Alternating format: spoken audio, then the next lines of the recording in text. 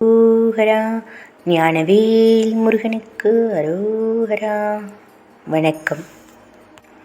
இந்த வீடியோவில் நம்ம எதை பற்றி பார்க்க போகிறோம் அப்படின்னு பார்த்தீங்கன்னா, தைப்பூச திருநாள் எதற்காக கொண்டாடுறாங்க, தைப்பூச திருநாளோட மகிமை என்ன, தைப்பூச விரதம் எப்படி இருக்கிறது, அப்படி நம்ம விரதம் இருக்கிறனால என்னென்ன பலன்கள் கிடைக்கும் அப்படின்றத தான் இந்த வீடியோவில் பார்க்க போகிறோம். ஃபுல் இன்ஃபர்மேஷன் தெரிஞ்சுக்கணுன்னா வீடியோவை ஸ்கிப் பண்ணாமல் பாருங்கள். தை மாதம் பூச நட்சத்திரத்தில் தான் இந்த தைப்பூச திருநாள் கொண்டாடப்படுதுங்க. இந்த தைப்பூச திருநாள் பெரும்பாலும் பௌர்ணமியில் தான் வரும்னு சொல்கிறாங்க. நம்ம முருகப்பெருமான் அவதாரத்தின் முக்கிய காரணமே என்னன்னு பார்த்தீங்கன்னா, தாரகாசுரன் அப்படின்ற அரக்கனை வதம் செய்வது தாங்க.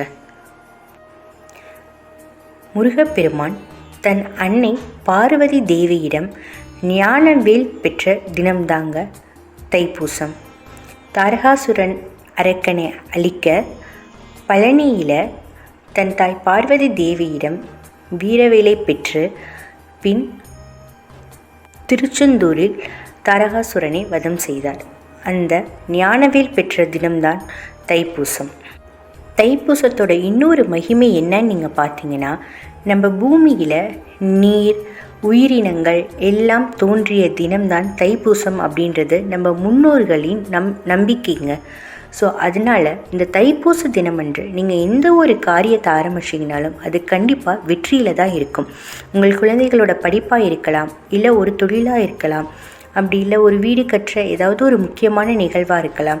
நீங்கள் தைப்பூசம் அன்னைக்கு அந்த விஷயத்தை ஆரம்பிச்சிங்கன்னா கண்டிப்பாக அது வெற்றியில் தான் இருக்கும் அப்படின்றது தைப்பூசத்தோட மகிமைங்க. இப்போ தைப்பூச விரதம் எப்படி இருக்கிறதுன்னு பார்ப்போம். மார்கழி மாதமே முருகனுக்கு மாலையிட்டு 48 நாள் விரதம் இருந்து முருகன் கோவிலுக்கு பாத யாத்திரையாக போய் முருகனை வழிபடுறது தாங்க தைப்பூச விரதத்தோட முழு விரதம். அது திருச்செந்தூராக இருக்கலாம், இல்லை பழனியாக இருக்கலாம். அவங்கவுங்களுக்கு இஷ்ட தெய்வம் இஷ்ட கோவில் எதுவோ அங்கே போய் சாமி கும்பிடுவாங்க. சரி, இப்போ நம்மளால் அப்படி ஒரு 48 நாள் விரதம் முழுமையாக இருக்க முடியலை, என்னால் மாலையிட்டு நடந்து கோயிலுக்கு போக முடியல, நான் என்னோடய விரதத்தை நான் எப்படி செய்கிறது அப்படின்னீங்கன்னா, தைப்பூசம் ஒரு நாள் மட்டும் உங்களோட விரதத்தை முழு நம்பிக்கையோட முழு அர்ப்பணிப்போடு நீங்கள் அந்த விரதத்தை இருந்தீங்கன்னா அதற்கான பலன் கண்டிப்பாக உங்களுக்கு கிடைக்குங்க. தைப்பூசம் அன்று அதிகாலையில் வெள்ளனையே எழுந்திரிச்சு குளித்து சுத்தமாக நம்ம முருகன்கிட்ட உடல் மட்டும் இல்லை மனதளவையும் சுத்தமாகி நம்ம முருகன் கோவிலுக்கோ இல்லை வீட்லேயோ நம்ம முருகனை மனமுருகி வேண்டணுங்க. முடிஞ்சளவு காலையில் மதியமும் விரதம் இருந்து இரவு முருகன் கோவிலுக்கு போய் அங்கே முருகன் அபிஷேகங்கள் ஆராதனைகள் எல்லாம் பார்த்து அதுக்கப்புறம் நீங்கள் முருகன் பிரசாதத்தை சாப்பிட்டு உங்களோட விரதத்தை முடிக்கலாம். இல்லை, நான் கொஞ்சம் வயசானவங்க, உடல் நலம் சரியில்லாதவங்க, அதனால் என்னால் 2 வேளை சாப்பிடாமல் இருக்க முடியாதுன்னு நினச்சிங்கன்னா அடுத்த கட்டமாக நீங்கள் பழம் பால் இல்லை ஒரு வேளை சாப்பிட்டுட்டு அப்படி நீங்கள் விரதம் இருந்துக்கலாம். ஆனால் விரதம் நிறைவேறணும்னா கண்டிப்பாக நீங்கள் முருகன் ஆலயத்திற்கு சென்று முருகனின் அபிஷேகங்களையும் ஆராதனைகளையும் மனமுருகி பார்க்கும் பொழுது தான் அந்த விரதமானது முழுமை பெறும் அப்படின்னு சொல்கிறாங்கங்க. அதே மாதிரி நம்ம கோவிலில் நிறைய அபிஷேகங்கள் பார்ப்போங்க. ஒவ்வொரு அபிஷேகங்களுக்கும் ஒவ்வொரு காரணங்கள் சொல்லுவாங்க. ஸோ அது நம்மளும் கேள்விப்பட்டிருப்போம். நம்ம கேள்விப்படாத முக்கியமான 2 அபிஷேகங்கள் என்னன்னு பார்த்தீங்கன்னா, கரும்புச்சாறு அபிஷேகங்க. எலுமிச்சைச்சாறு அபிஷேகம் கேள்விப்பட்டிருப்போம். கரும்புச்சாறு அபிஷேகம் எதுக்காக பண்ணுறாங்கன்னா உடல் ஆரோக்கியத்துக்காகங்க. ஸோ உங்களுக்கு ஏதாவது நோய் தீரணும் இல்லை நோய் வராமல் இருக்கணும்னா கரும்புச்சாறு அபிஷேகம் பண்ணுங்கள். அதே மாதிரி மாப்பொடி அபிஷேகம் கடையிலேயே விற்கும் மாயிலை பொடின்னு அந்த அபிஷேகம் பண்ணிங்கன்னா உங்களுக்கு கடன் தொல்லையே இருக்காது. கடன் தொல்லை ஃபுல்லாக போயிடும், கடனே இருக்காது.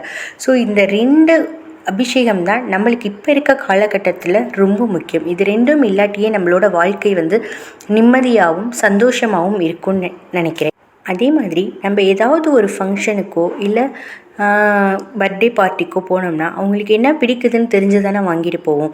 அதே மாதிரி தான் முருகன் கோயிலுக்கு போகும்போது முருகனுக்கு என்னென்ன பிடிக்கும்னு நம்ம தெரிஞ்சு வாங்கிட்டு போனோம்னா முருகனும் சந்தோஷப்படுவார், நம்மளும் சந்தோஷமாக இருக்கலாம். அது என்னென்னு பார்த்திங்கன்னா செவ்வரளி மாலை. செவ்வரளி மாலைனா முருகனுக்கு ரொம்ப இஷ்டம். அதே மாதிரி தினைமாவும் தேனும் கலந்த பிரசாதம். அதே மாதிரி yellow colour, orange colour, green அது மாதிரி கலர் துணினா முருகனுக்கு ரொம்ப பிடிக்கும். ஸோ இது மாதிரி முருகனுக்கு என்னென்ன பிடிக்குன்றத நம்ம பாசத்தோடையும் உண்மையான பக்தியோடையும் நம்ம அதை செலுத்தினோம்னா முருகன் அதை நம்ம கண்டிப்பாக ஏற்றுக்கிட்டு நம்ம குறைய தீர்த்து வைப்பார்.